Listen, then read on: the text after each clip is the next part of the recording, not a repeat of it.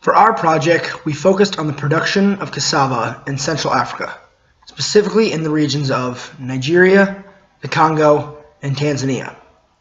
In these regions, cassava is grown as a sustenance crop and provides the people the majority of their daily calories. The populations for this region are growing rapidly, and their median ages are very young, usually around 18 years old. Before we discuss how Central Africa can become more sustainable with their production of cassava, we must define sustainable agriculture. Sustainable agriculture is developing a farm system that will remain productive in society indefinitely while enhancing environmental quality, providing high quality of life to farmers and society, and sustaining economic viability. While we look at sustainable agriculture, we need to remember that all three of these different qualities are equally important in sustaining life in Central Africa.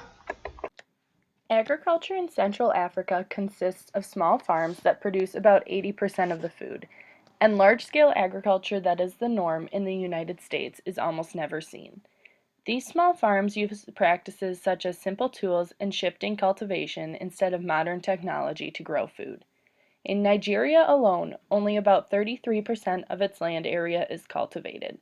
More than this is able to be farmed, but one of the most common practices is to let fields fallow for years before planting in them. This means that there is a lot of usable land being left unplanted. But because of the minimal resources available to farmers, they are not capable of planting or harvesting any more land. Almost 20% of the total land area in Central Africa is used for agriculture. However, very little of this land is irrigated and consistent rainfall is unreliable. Major crops in the region include cassava, coffee, cotton, maize, and sorghum.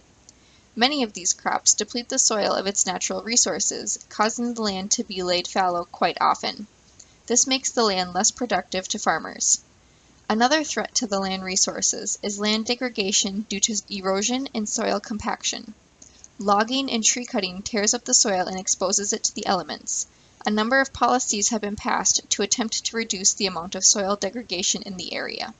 Africa's energy resources include hydropower, geothermal energy, petroleum, natural gas, oil, and coal. Certain areas of Africa have started the gradual shift away from agriculture towards these other forms of income. Some areas of the country lack the resources to harvest such energy. These areas that are still dependent on agriculture are being forced to become larger providers of agricultural resources.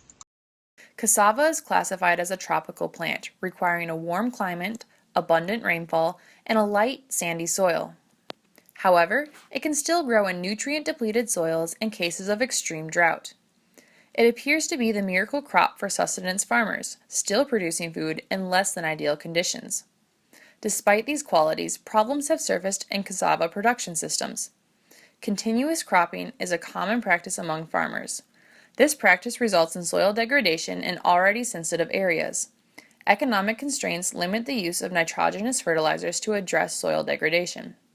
Poor soil quality has seen yields in Nigeria as low as 10.8 metric tons per hectare compared to 27 metric tons per hectare in India. In addition to soil problems, cassava production is restricted by various biotic factors. Common pests and diseases include cassava green mite, cassava mealybug, cassava bacterial blight, cassava brown streak disease, and cassava mosaic disease, which is the most devastating biotic stress on the production system, resulting in a 28 to 40% crop loss annually. Cassava holds an important place in the economies of these regions. It is used as a staple food source, as well as having a use in the manufacture of glues, plywood, textiles, animal feed, and other products. Despite its economic and regional dietary importance and widespread cultivation, cassava production is still largely done on small-scale farms using basic agricultural technology. One of the greatest barriers to advancements in cassava production is access to credit for farmers, which is extremely limited. Fewer than 1% of farmers have access to credit services, limiting availability of even basic technologies to allow for increased yields and improved crop strains.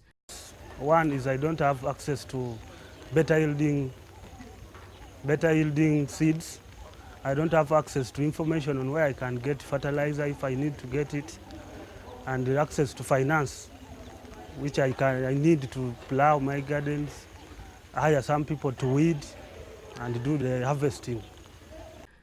The populations that rely upon this essential crop are largely impoverished, with extreme poverty affecting between 30 to 70% of the populations of each of these three countries. We have a problem because we have the low productivity we are facing. We feel inferior in the communities. We feel our families, they don't have pride in us, because if you cannot feed your family, for example, you cannot take a child to a school, you can't take a child for treatment, they don't feel proud of you. So psychologically we feel it, and we feel we need the help.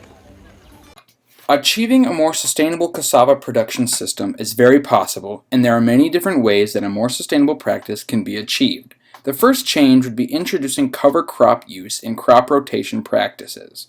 One of the biggest advantages to these changes would be its improvement to the water management systems currently in place in cassava production, and using legumes as cover crops could help prevent nutrient depletion in the soil.